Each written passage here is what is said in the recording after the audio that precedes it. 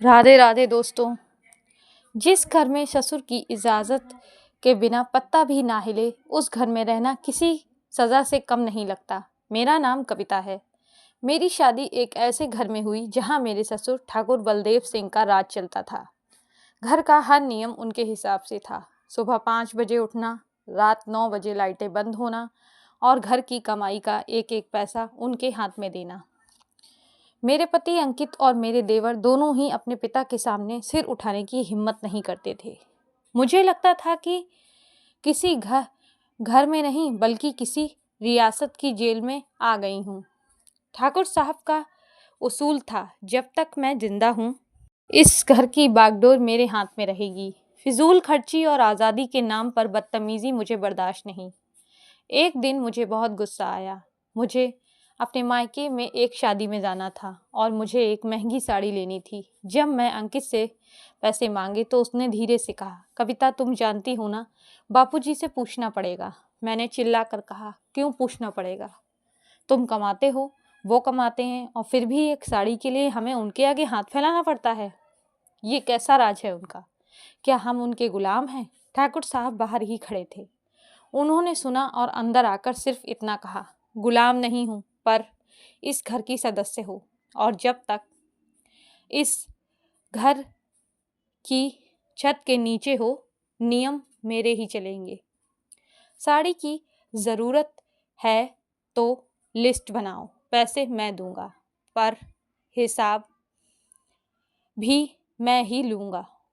अगले कुछ महीनों में हमारी ज़िंदगी में एक बहुत बड़ा तूफान आया। अंकित की फैक्ट्री में आग लग गई और रातों रात हम सड़क पर आ गए। लाखों का नुकसान हुआ और लेन देन घर के बाहर आकर चिल्लाने लगे। अंकित बुरी तरह टूट चुका था। उसे लगा कि अब हमारा घर बिक जाएगा। तभी ठाकुर साहब अपने कमरे से बाहर आए। उनके हाथ में एक पुरानी सी लोहे की पेटी थी। उन्होंने सबको डाइनिंग टेबल पर बुलाया और वो पेटी खोल दी। उसमें गहने नहीं थे, बल्कि ढेर सारी पासबुक और फिक्स डिपॉजिट के कागजात थे। उन्होंने अंकित के हाथ में कागज थमाते हुए कहा, बेटा, ये वो राज है जो मैं चला रहा था। तुम जो कमा कर लाते थे, उससे मैंने कभी एक पैसा अपने लिए नहीं रखा।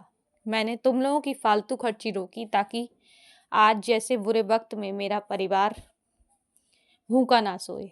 हम सब सन्न रह गए और ठाकुर साहब के उन सालों में एक एक रुपया जोड़कर करोड़ों का किया था। उन्होंने आगे बढ़कर मेरे सिर पर हाथ रखा और कहा, बहू, तुझे लगता था कि मैं अपनी धाक जमाने के लिए तुम लोगों को रोकता हूँ, पर सच तो ये है कि एक बूढ़े बाप को अपनी सत्ता का मोह नहीं होता। उसे बस अपने बच्चों के भविष्य की फिक्र होती है। आज़ादी सबको अच्छी लगती है, पर अनुभव के बिना आज़ादी बर्बादी हो जाती है। अंकित फूट फूट कर अपने पिता के गले लग गया। मुझे अपनी सोच पर बहुत शर्मिंदगी महसूस हुई। मैंने देखा कि जिस इंसान को हम तानाशाह समझ रहे थे, वो तो हमारे घर की वो मजबूत नींव थे जिसने हमें गिरने से बचा लिया। ठाकुर साहब ने मुस्कुराते हुए कहा, आज से ये चाबियां कविता संभालेगी। अब इसका राज चलेगा। मैंने वो चाबियां वापस उनके हाथों में रख दी और कहा कि पापा जी, ये चाबियां आपके पास ही अच्छी लगती हैं। आपके राज में हम सुरक्षित नहीं हैं, बल्कि हम एक परिवार बनकर जुड़े हुए हैं। हमें आपकी सख्ती मंजूर है, क्योंकि उसके पीछे आपका बेपनाह प्यार भी छुपा हुआ है। तो दोस्तों, ये थी ससुर का राज की कहानी। अक्सर हमें अपने बड़ों की रोक टोक, उनके कड़े नियम गुलामी की तरह लगते हैं। हमें लगता है कि वो हमें कंट्रोल करना चाहते हैं, पर कभी कभी वो सख्ती हमें बांधने के लिए नहीं, बल्कि मुसीबत के वक्त हमें बिखरने से बचा के लिए होती है। अनुशासन कड़वा ज़रूर होता है, पर उसका फल हमेशा मीठा होता है। ठाकुर साहब ने जिस तरह अपनी आंखों में भविष्य के सपने संजोकर अपने परिवार की रक्षा की, वो हर मुखिया के लिए एक मिसाल है। क्या आपके घर में भी कोई ऐसा सदस्य है जिसकी सख्ती आपको पहले तो बुरी लगती थी, पर बाद में समझ आया कि वो आपके अपने भले के लिए ही थी?